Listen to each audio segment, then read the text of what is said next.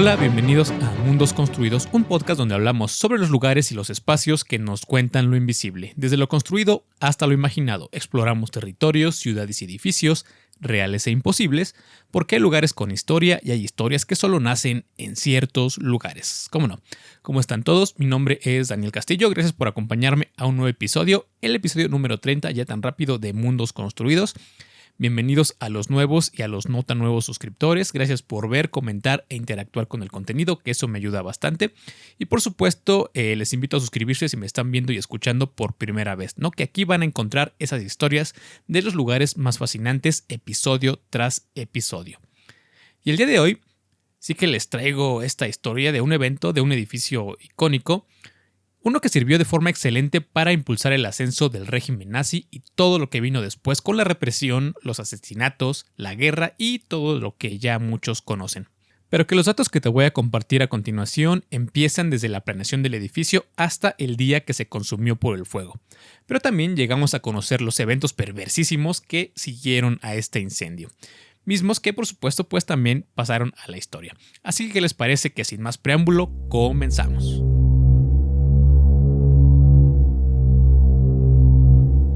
Estamos a finales de 1932 en Berlín, Alemania. El invierno de ese año fue particularmente difícil, con temperaturas congelantes que parecía que reflejaban el estatus del país, ya que la identidad nacional seguía fracturada por su derrota en la Primera Guerra Mundial y su humillación tras el Tratado de Versalles. El ánimo social estaba por los suelos. Esto ya que los niveles de desempleo rondaban los 6 millones de personas, lo que equivalía aproximadamente al 33% de la población activa. Es decir, una de cada 3 personas prácticamente estaban en la calle.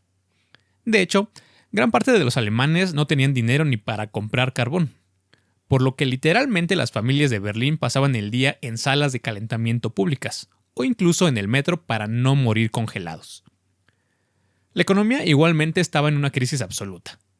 La hiperinflación de 1923 había terminado con los ahorros de la clase media, y luego la Gran Depresión de 1929 destruyó el empleo.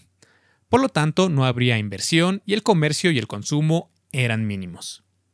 En el lado político, desde 1930, en el Reichstag, ya no se legislaba de forma normal, ya que el canciller Heinrich Brüning gobernaba mediante decretos de emergencia a veces sin pasar por el Parlamento. Además que sus políticas de austeridad extremas, que consistían en la reducción de salarios y el aumento de impuestos, aumentarían todo este descontento social. Es así que todo esto hacía que los alemanes estuvieran divididos en al menos 3 visiones de hacia dónde debía conducirse el país. Por un lado estaban los conservadores y militares, que querían volver a una monarquía tradicional.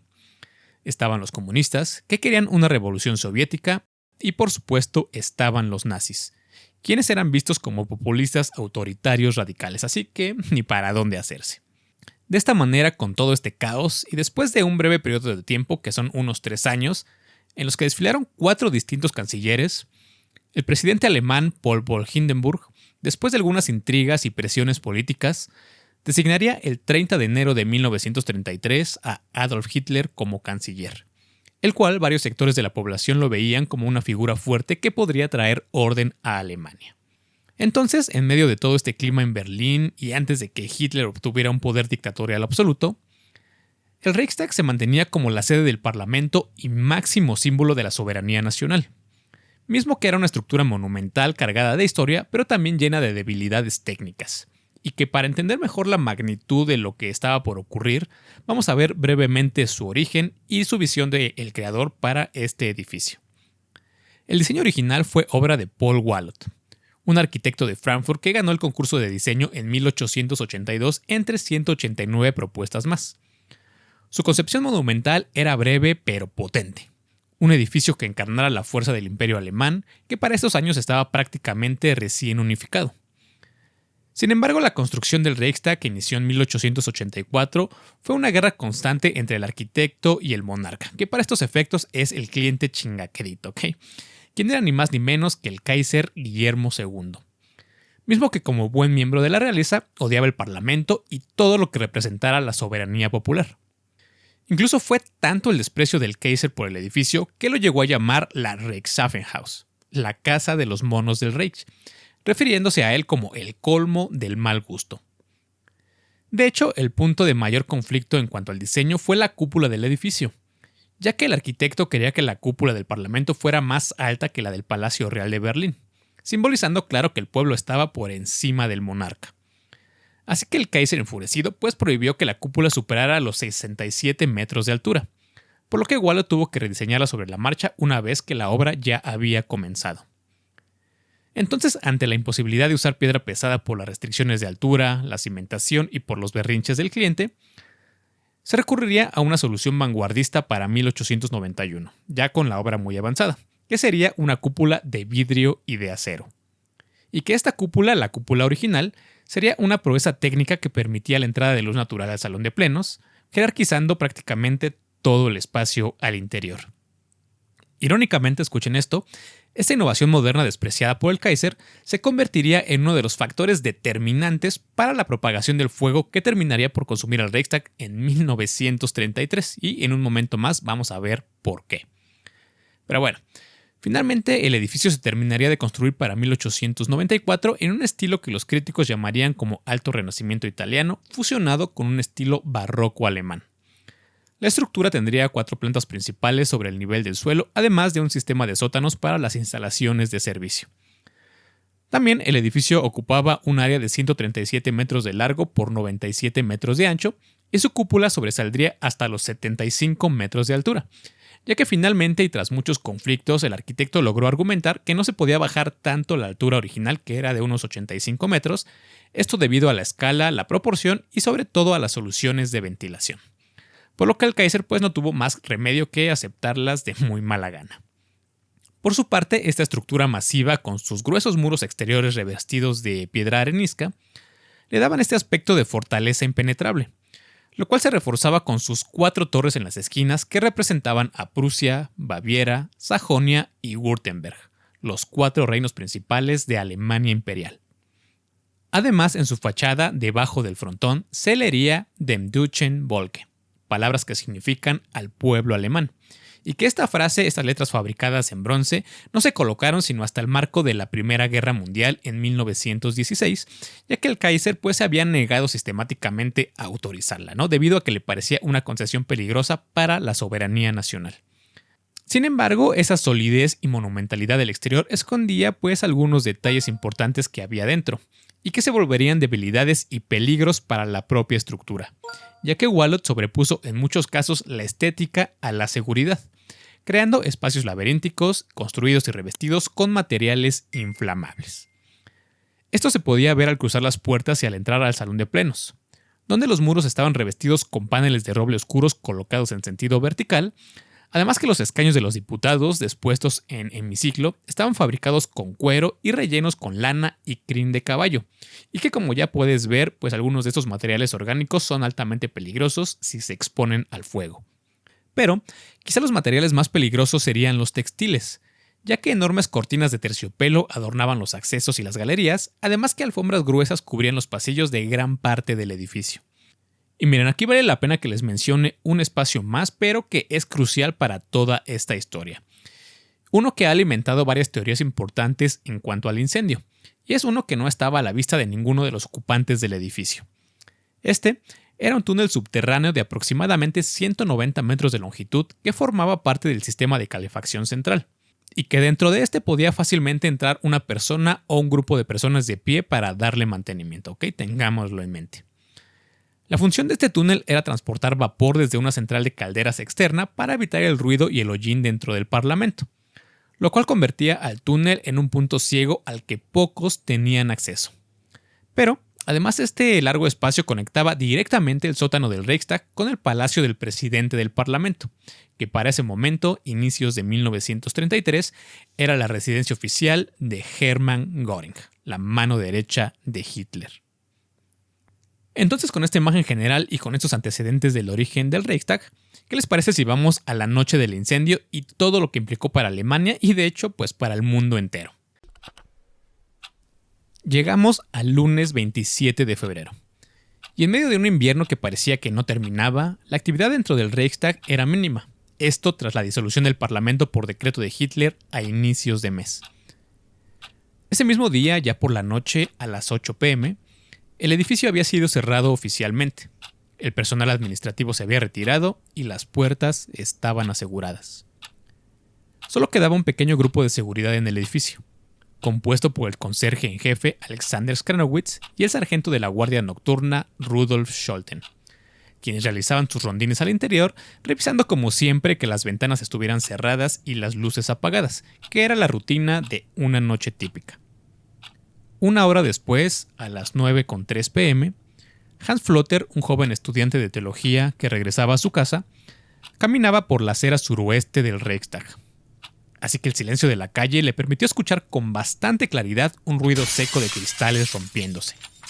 Según sus testimonios posteriores, al levantar la vista hacia esa parte de la fachada, Flotter vio algo que no cuadraba, ya que en el primer piso, cerca de las ventanas del restaurante del edificio, una figura humana se alcanzaba a ver en la penumbra, misma que sostenía entre sus manos algo que ardía, posiblemente una especie de antorcha improvisada o quizá un bonche de papeles encendidos.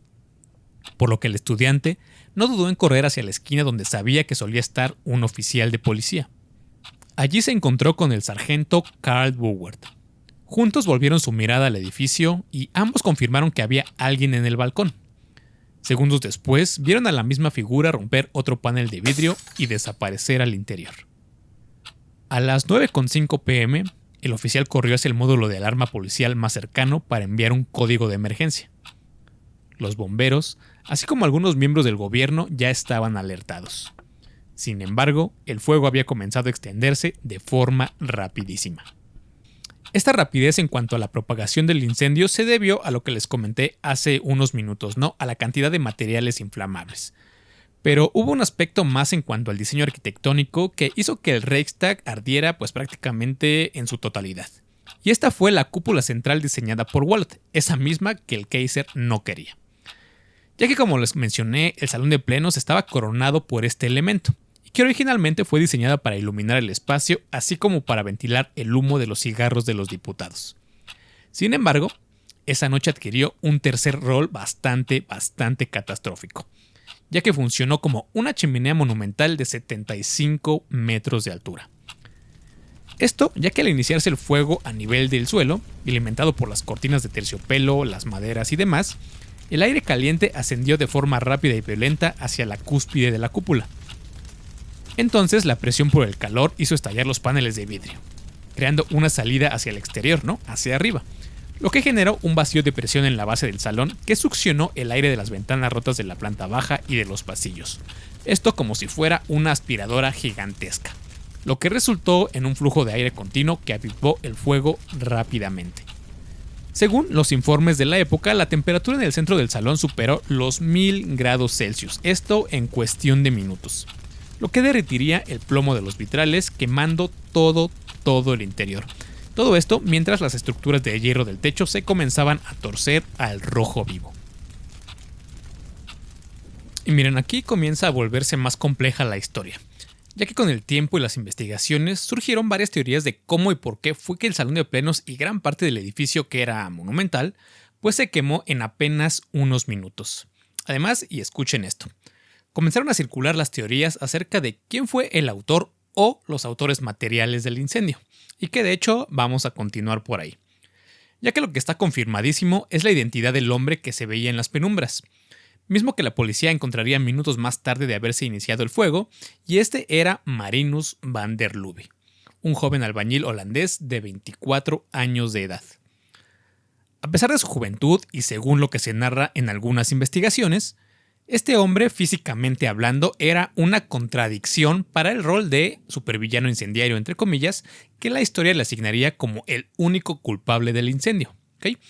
Ya que era alto, joven y fuerte, sí, pero su salud estaba deteriorada. Esto ya que un accidente industrial con cal viva años atrás le había dañado severamente la vista, y según los informes médicos tenía una visión de apenas un tercio de lo normal, además de que sufría una fotofobia constante. Incluso cuando fue detenido, van der Lubbe no llevaba consigo bidones de gasolina, algún equipo o herramienta que hiciera obvia su ejecución del incendio. Solo tenía su ropa, unos cuantos encendedores de carbón y supuestamente, y según las evaluaciones psicológicas posteriores, una determinación suicida.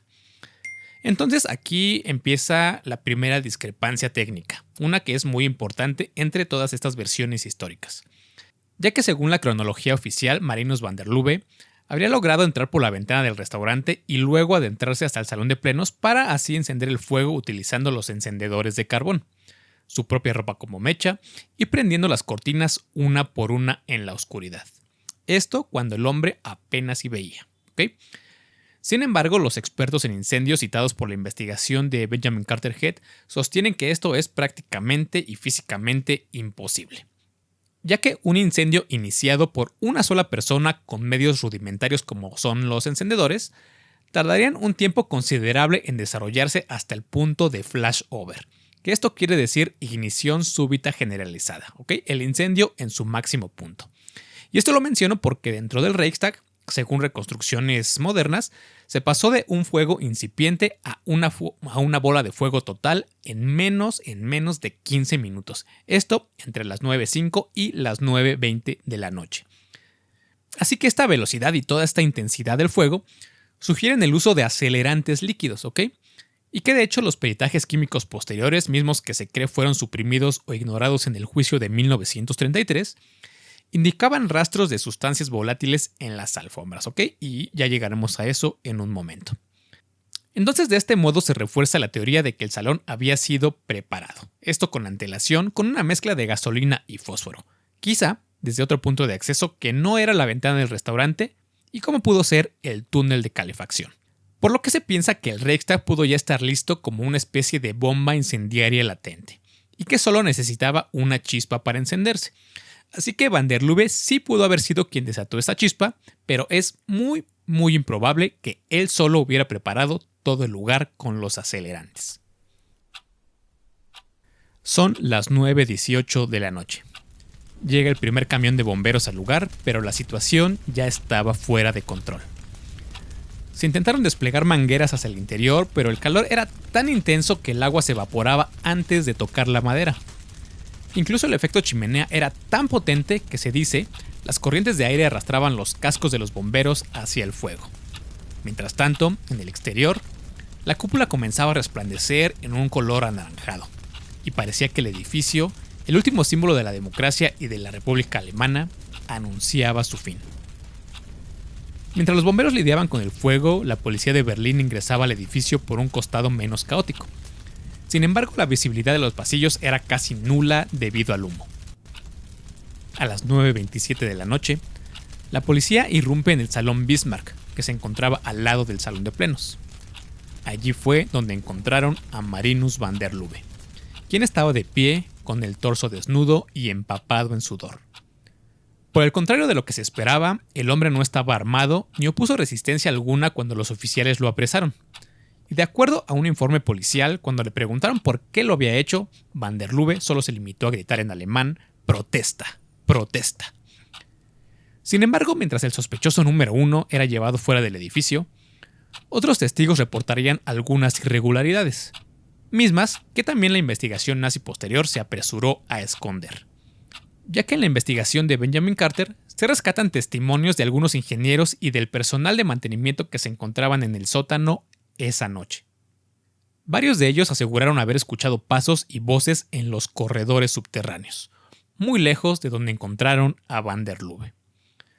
Pero por mucho lo más irregular y preocupante sería el testimonio de uno de los vigilantes nocturnos, mismo que afirmó haber visto que las puertas que conectaban al túnel de calefacción con la residencia de Göring estaban abiertas, y esto era algo estrictamente prohibido por los protocolos de seguridad. Además, desde el exterior, otros testigos civiles dicen haber observado luces encendiéndose en las habitaciones de una de las plantas superiores, mismas que no tenían una conexión lógica con el posible recorrido de van der Lubbe en la planta baja. Por lo que se comenzaría a sospechar que el hombre capturado era solamente una distracción visible, mientras otro grupo de personas pudo estar operando en los niveles superiores para después huir por el túnel subterráneo por donde habían ingresado anteriormente. Tras la captura de van der Lubbe, fue llevado a la comisaría de la Puerta de Brandenburgo. Sin embargo, al momento de su interrogatorio, los policías comenzaron a observar algo extraño en su comportamiento, ya que la euforia inicial del hombre cuando lo capturaron había desaparecido, y el detenido cayó en un estado de letargo profundo, respondiendo solamente con monosílabos y mostrando una indiferencia total hacia su entorno. Algo que sugieren las fuentes, y esto es importante, es que Marinus van der Lubbe podría haber estado drogado o manipulado psicológicamente antes del incendio, ya que informes médicos posteriores a su juicio describirían al acusado con la cabeza inclinada hacia abajo todo el tiempo, babeando y desconectado de la realidad. Un estado que muchos toxicólogos modernos asocian con el uso de bromuros o de escopolamina, ¿ok?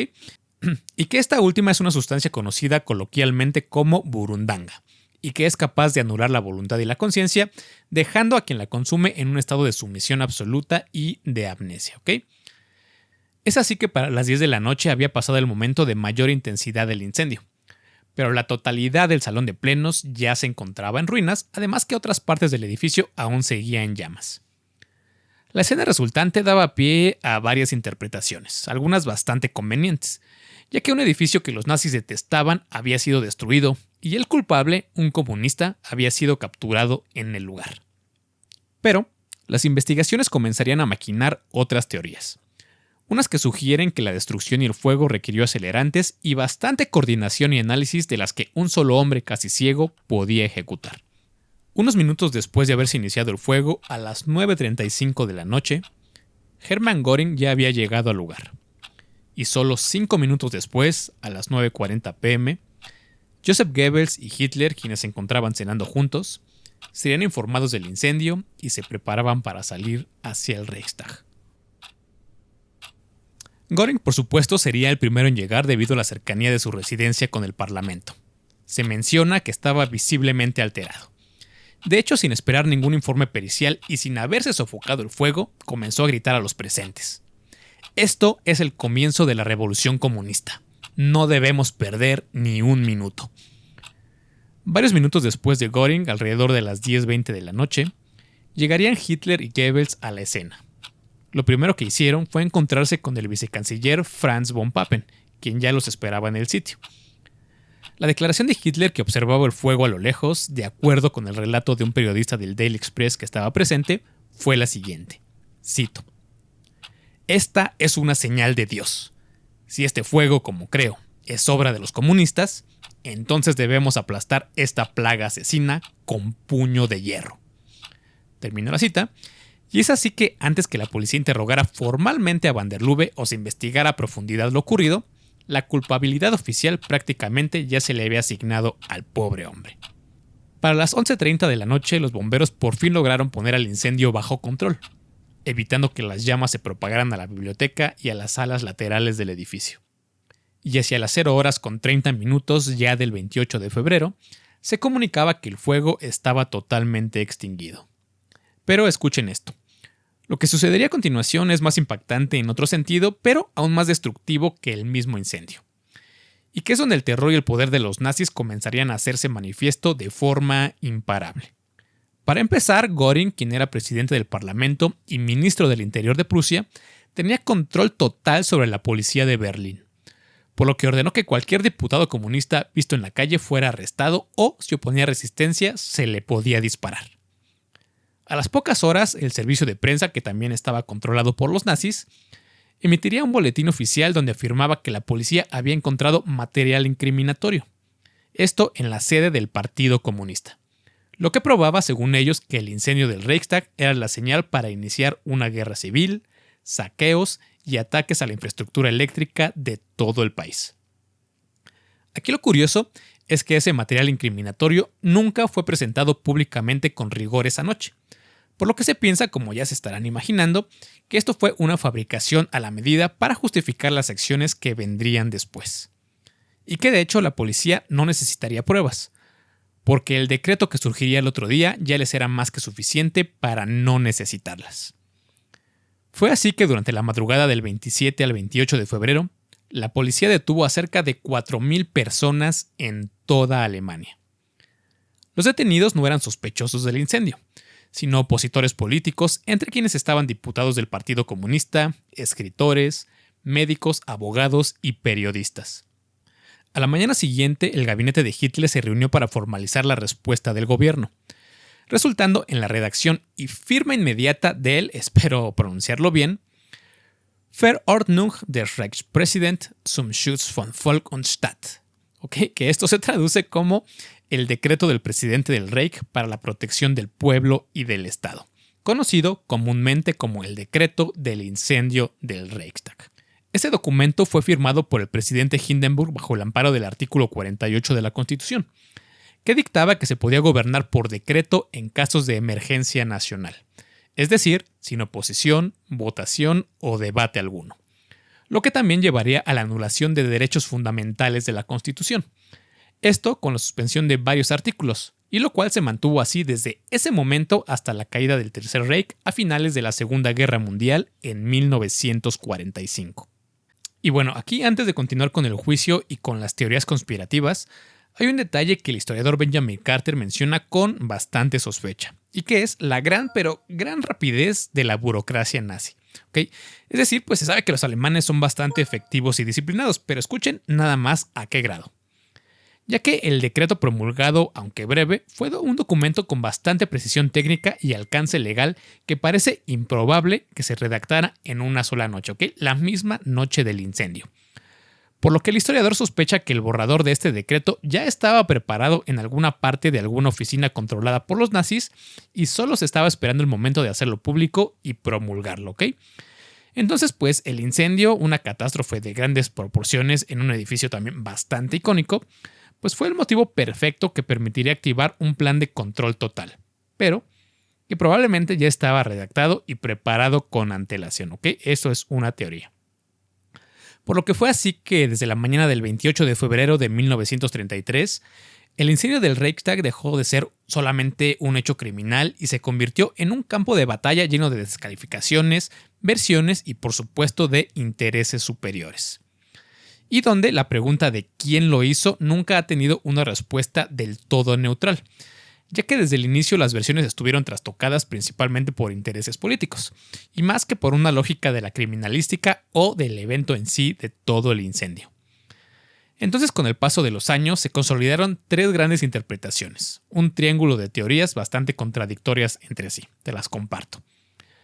La primera fue la versión nazi que fue impuesta casi de inmediato, ¿no? Prácticamente mientras se consumía el edificio, en donde se recalcaba que el incendio habría sido parte de una vasta conspiración comunista internacional dirigida por Ernst Torgler, quien era el líder parlamentario del Partido Comunista Alemán, y que había sido ejecutada con ayuda de agentes búlgaros utilizando a Marinus van der Lubbe como instrumento. Y que esta teoría fue la oficial durante todo el régimen, pero que también fue desacreditada totalmente después de 1945. Sin embargo, aquí lo importante de todo esto no fue la explicación del fuego, y que pues prácticamente, como vemos, casi se dejó de lado, sino que con esta versión se justificaba la represión totalitaria que vendría en los siguientes años. Después, la segunda versión surgió apenas unos meses después que la anterior, ya que en agosto de 1933, mientras Hitler consolidaba su poder, el aparato propagandístico comunista en París, liderado por Wilhelm Münzenberg, publicó el libro pardo sobre el incendio del Reichstag y el terror de Hitler, y que es uno de los libros que consulté, por cierto, para el guión de este episodio. Bueno, aquí esta teoría que presentaba el libro era totalmente opuesta, ya que el incendio había sido una operación de falsa bandera organizada por los nazis, ¿ok? Es decir, un autoatentado, específicamente realizado por las SA, los camisas pardas, que este era un grupo paramilitar de los nazis, y que bajo órdenes de Hermann Göring y Joseph Goebbels usaron a van der Lubbe como chivo expiatorio y posiblemente drogándolo y manipulándolo. Y aunque esta teoría pues está cargada de propaganda comunista y con algunos datos exagerados y otros hasta inventados, el libro pardo introdujo varias dudas técnicas que siguen siendo relevantes hasta el día de hoy.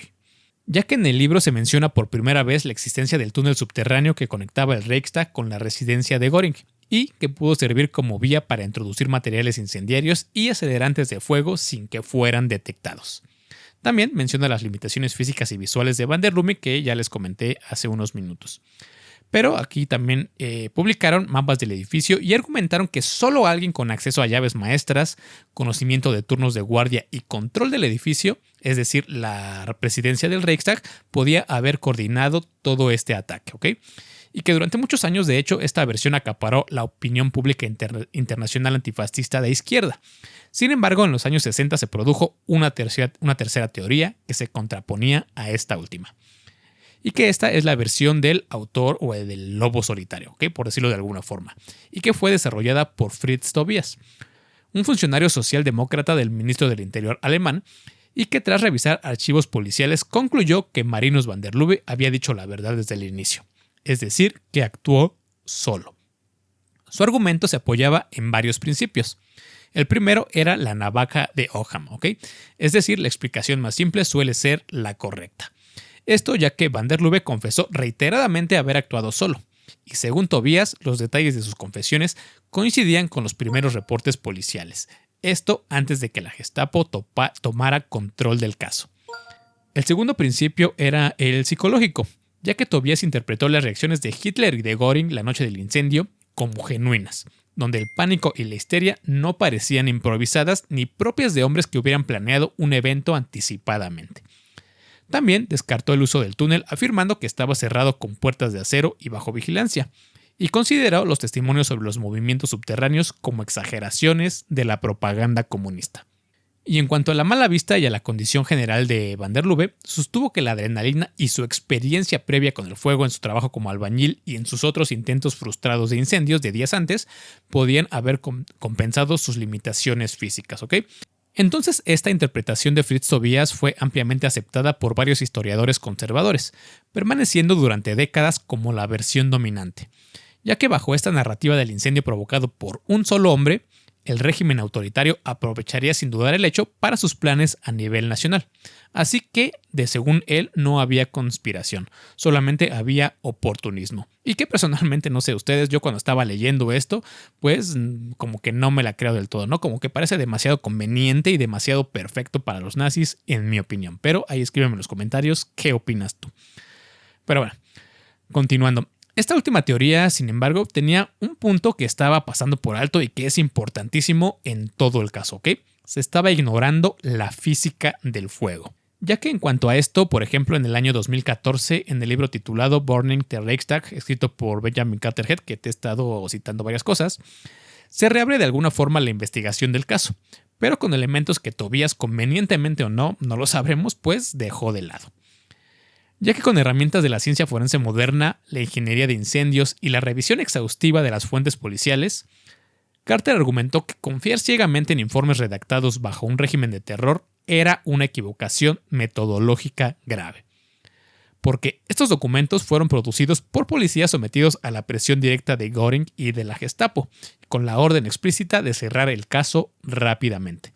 Además, muy importante y al contrario de las otras dos, esta teoría es más técnica que política, y de hecho en el libro se menciona que, tras consultar a expertos contemporáneos en incendios, se concluyó que un solo hombre, sin acelerantes químicos, no pudo haber provocado la destrucción del salón de plenos en el tiempo registrado. Ya que para que un espacio de ese volumen alcanzara el flashover, es decir, la combustión generalizada, en menos de 20 minutos, se requeriría una carga térmica enorme, imposible de generar únicamente con cortinas y con encendedores de carbón.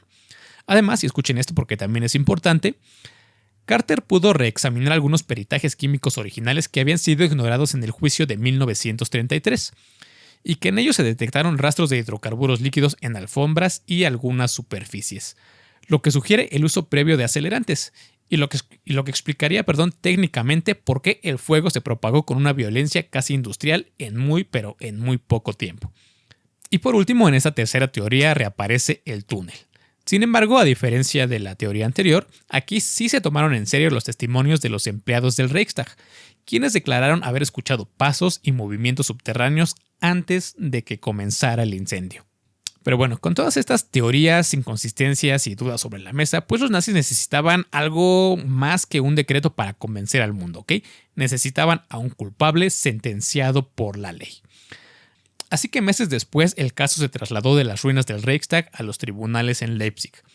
Sin embargo, lo que Hitler, Göring, Goebbels y los nazis planearon como un juicio ejemplar para aniquilar de una vez por todas a los comunistas, estaría a punto de convertirse en un espectáculo mediático que se les iba a salir de las manos.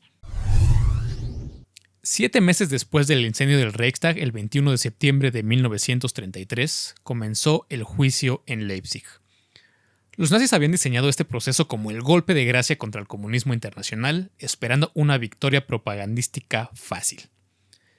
En el banquillo de los acusados no solamente estaba Marinus van der Lubbe, sino también el líder parlamentario comunista Ernst Torgler y sus 3 agentes búlgaros, entre comillas, Blagoj Popov, Vasil Tanev y el gran protagonista de los juicios, Georgi Dimitrov. Sin embargo, el juicio estaría preparado para el guión de Joseph Goebbels, el gran arquitecto de la propaganda nazi, que no veía el evento como un proceso legal, sino como una superproducción mediática internacional misma que falló de forma contundente, ya que los jueces, aunque conservadores, aún mantenían apego a los procedimientos formales de la vieja escuela, y se negarían a condenar sin pruebas a los acusados, lo que convirtió el juicio en un campo de batalla que expuso el montaje nazi. Por su parte, la figura de van der Lubbe durante las sesiones fue, se comenta, bastante perturbadora, ya que, como les dije, se presentaba en un estado bastante lamentable, sentado con la boca abierta y con la mirada perdida, y solo se reía ocasionalmente sin motivo aparente, para después volver a caer en un estado como de parálisis. En el libro de Carter se infiere que lo necesitaban así, esto para que fuera incapaz de testificar con coherencia y dejar que el guión de los nazis siguiera su curso sin ningún contratiempo. Pero por mucho el momento cumbre del juicio ocurrió el 4 de noviembre de 1933, cuando Hermann Göring compareció como testigo de la parte acusadora. Fue entonces cuando Georgi Dimitrov, quien había decidido defenderse a sí mismo aprendiendo derecho penal alemán en su celda, convirtió su interrogatorio en un contraataque que nadie esperaba. Dimitrov acorraló a Göring con preguntas sobre las fallas de seguridad y las contradicciones en los horarios policiales, y le preguntó directamente por qué la policía no había investigado las conexiones nazis con el incendio. A lo que Göring, conocido por su temperamento volátil, perdió enseguida los estribos en plena sala, y gritó a Dimitrov: «No has venido aquí a acusarme. Tú eres un delincuente que pertenece a la horca». Incluso añadió una amenaza que quedó registrada en las actas. Cito: «Espera a que te tenga fuera del poder de este tribunal». ¿Ok? Y que este careo que estaba siendo transmitido por la radio, al ver que se les estaba saliendo de las manos, los nazis decidieron cortar la señal argumentando después fallas técnicas. Pero pues esto solamente sirvió para destruir aún más la credibilidad del juicio como herramienta de propaganda nazi hacia el extranjero. Posteriormente, el veredicto final fue dictado el 23 de diciembre de 1933 y mismo que fue una humillación pública para Hitler, ya que los jueces absolvieron a Torgler y a los búlgaros por falta de pruebas, ¿ok? No las había. Pero aquí, escuchen esto, surgiría otra inconsistencia, una que ya dejaba ver que los nazis acomodarían las circunstancias como mejor les pareciera. Ya que en el momento del incendio, en febrero de ese año, la pena máxima en Alemania para delitos como un incendio en el que no hubiera personas fallecidas era la cadena perpetua. Pero el 29 de marzo, un mes después de que se quemó el Reichstag, se había promulgado como complemento al decreto para la protección del pueblo la ley sobre la imposición y la ejecución de la pena de muerte, que manifestaba, entre otras cosas, que la ley se haría retroactiva del periodo entre el 31 de enero de 1933 y el 28 de febrero de ese mismo año, y que es muy breve y se las voy a leer íntegra, ¿ok? Cito: «El gobierno del Reich ha aprobado la siguiente ley que por la presente se promulga. Artículo 1. El artículo 5 del decreto del presidente del Reich para la protección del pueblo y del Estado del 28 de febrero de 1933 se aplica también a los actos cometidos en el periodo comprendido entre el 31 de enero y el 28 de febrero de 1933. Artículo 2. Si alguien es condenado a muerte por un delito contra la seguridad pública, el gobierno del Reich o el Estado por cuyas autoridades debe ejecutarse la sentencia puede ordenar que la ejecución se lleve a cabo en la horca». ¿Ok? Berlín, 29 de marzo de 1933. ¿Ok? Ahí termina la cita. Y que aquí, y solo como un dato que me pareció bastante interesante, esta modificación sustituyó a una disposición del Código Penal del Imperio Alemán promulgada en 1871 que decía que la pena de muerte se ejecutaría por decapitación. ¿Ok? Ya saben, los nazis innovando como siempre. Bueno, así las cosas. Entonces, desde mi punto de vista, esto fue como muy exacto y también muy conveniente, ya que, como vemos, es una ley específica para poder ejecutar a van der Lubbe, que para entonces, el mes de marzo, no había sido siquiera llevado a juicio, y su delito, el incendio, no contemplaba la pena de muerte, lo cual pues también, y ya en retrospectiva, es bastante sospechoso. Finalmente, el 10 de enero de 1934, y 3 días antes de cumplir 25 años, van der Lubbe, quien fue condenado por alta traición e incendio intencional, fue llevado al patio de la prisión. Allí lo esperaba el verdugo Alvin Reichskarr con la guillotina. Así que Marinus murió en absoluto silencio a las 7:34 de la mañana. Según registros penitenciarios, van der Lubbe mantuvo su apatía hasta el final. No pronunció sus últimas palabras y su cuerpo fue enterrado en una tumba anónima en el cementerio del sur de Leipzig. Así que, pues, para ir finalizando esta historia, que hay muchísimos datos y que, por cierto, puedes encontrar en el episodio extendido en Patreon por si quieres saber más detalles, ¿ok? Bueno, con el tiempo y mientras las leyes cambiaban para beneficio y para el ascenso del régimen nazi, el Reichstag quedó abandonado, ya que Hitler nunca ordenó la reconstrucción del salón de plenos, esto debido a que les era más útil una rueda calcinada como un símbolo y como un monumento que inspiraba miedo. De este modo, el parlamento títere del Tercer Reich se mudó a la Ópera Kroll, un edificio situado al otro lado de la plaza que era mucho más pequeño y controlable y que fue donde se aprobarían por unanimidad entre aplausos todas las leyes posteriores a la dictadura. Fue así que el Reichstag permaneció vacío, pero que le sirvió durante los Juegos Olímpicos de 1936 y durante la Segunda Guerra Mundial como sitio para exposiciones de propaganda antisemita y como búnker antiaéreo. La cúpula dañada fue demolida preventivamente durante la guerra para evitar que cayera, y quizá como ya muchos conocen, el edificio que había simbolizado a todo un imperio unificado terminó siendo el objetivo principal del Ejército Rojo en 1945, recibiendo más castigo de artillería que cualquier otro punto de Berlín, y no por su valor estratégico, sino por su carga simbólica. Así que el incendio del Reichstag no explica por sí solo el ascenso nazi, ¿ok? Pero este fue el momento en que todas las piezas terminaron de encajar, esto con un crimen, un culpable conveniente y un decreto aparentemente listo para usarse. Y donde dejó de importar quién prendió el fuego, sino lo que se obtuvo a partir de ello.